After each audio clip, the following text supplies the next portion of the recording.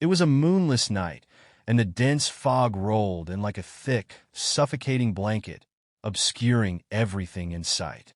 Emily had taken a wrong turn, her car now stranded on an unfamiliar road deep in the woods. Her phone was dead, and there was no sign of life around. As she stepped out of the car, the chilling wind whispered through the trees, carrying with it an eerie sense of dread. Every snap of a twig under her feet seemed louder, the forest watching her every move. Suddenly, she saw a flicker of light in the distancia, a faint glow coming from an old, decrepit house she hadn't noticed before. Desperate for help, Emily made her way towards it, her heart pounding with every step. The house looked abandoned, yet the door creaked open as if it had been waiting for her. Inside, the air was thick with decay, and strange symbols were scrawled across the walls in what looked like dried blood. A sudden thud echoed from upstairs. Against her better judgment, she ascended the stairs, each one groaning beneath her weight. At the top of the stairs, she saw a door slightly ajar. Pushing it open, Emily found a dimly lit room. In the center was an old, cracked mirror, and as she approached it, a shadowy figure appeared behind her reflection. She whipped around, but the room was empty. Her pulse raced, her breath shallow. She turned back to the mirror, and the figure was closer, now its eyes glowing with a malevolent hunger.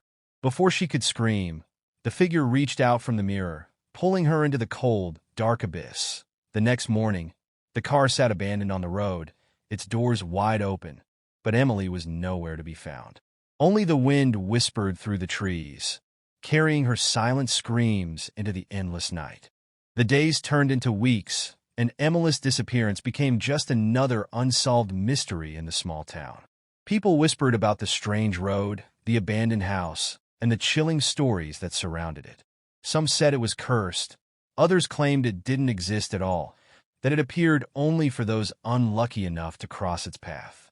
Jake, Emily's older brother, couldn't shake the feeling that something wasn't right. The police had found no clues, no signs of struggle, no tracks leading into the woods, nothing. But Jake knew his sister wouldn't just vanish.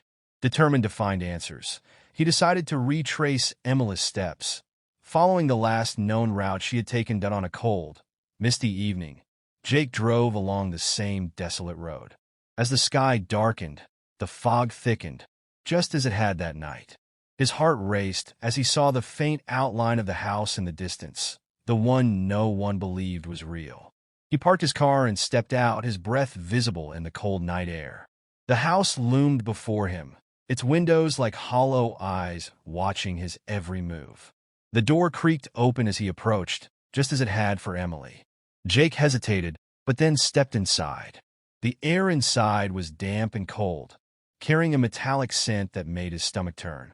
The symbols were still etched into the walls, but this time they glowed faintly, pulsing like a heartbeat. As Jake ventured deeper into the house, he heard whispers low, unintelligible murmurs that seemed to come from the walls themselves. Suddenly, a loud crash echoed from upstairs. Jake's heart pounded, but he forced himself to move toward the sound, up the creaking stairs. At the top, the same door stood slightly ajar. He pushed it open, and there was the old mirror, cracked and dim, exactly as it had been in Emily's last moments. But this time, the mirror wasn't empty. In its reflection, Jake saw Emily, her face pale and terrified. She was pounding against the glass, her mouth moving as if she were screaming, but no sound escaped. Behind her, the shadowy figure loomed, its eyes glowing the same haunting red. Jake lunged toward the mirror, his hands pressing against the cold glass. "Emily!" he shouted, but the glass didn't break. The figure behind her grinned, its hands reaching out toward Jake through the mirror. In a flash, the room was engulfed in darkness. Jake felt something cold and sharp grip his wrist, pulling him into the mirror. The last thing he saw before the darkness swallowed him whole was the mirror cracking, sealing him inside. Now, the house sits empty once again, waiting for its next visitor. And if you listen closely on a quiet night, you might hear the faint echo of voices trapped within the mirror, calling out for help that will. Years passed, and the legend of the cursed house grew. The town, once small and quiet, became known for its sinister mystery. People would come from neighboring cities, eager to see if the stories were true. But no one ever ventured close to the house at night. Most thought it was just a ghost story, something to scare kids or entertain the curious. But one person couldn't let it go. Lily, a journalist new to town, had always been drawn to the supernatural. When she first heard about the strange disappearances of Emily and Jake, she knew she had to investigate. She didn't believe in curses or haunted houses, but she believed in secrets. There had to be an explanation, and she was determined to find it. Armed with a flashlight, her camera, and a notebook, Lily set out one evening to the infamous road. The air was unnaturally still as she drove, her headlights cutting through the fog that seemed to thicken the closer she got. Then, just as she had read in the old reports, the house appeared a shadow in the mist, dark and foreboding. She parked her car, her heart racing. The house seemed to be watching her, the broken windows like empty eyes. Lily took a deep breath and stepped out, her footsteps crunching on the gravel. The moment she touched the door, it creaked open on its own. Inside, the smell of rot and decay hit her like a wave, but she pushed forward, her flashlight sweeping across the dusty floorboards and crumbling walls.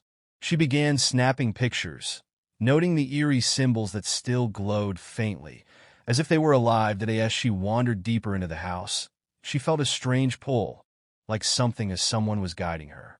The air grew colder, and the whispers began. At first, they were faint, just soft murmurs that could have been the wind. But soon, they became clearer voices calling out her name. She stopped, her blood turning to ice. "Who's there?" she called, her voice trembling. Suddenly, a loud thud came from upstairs. Lily's flashlight flickered, and the house seemed to groan around her. She knew the stories, knew that this was the moment where others would have run but not her. She had to know the truth. She climbed the stairs, her legs shaking with every step.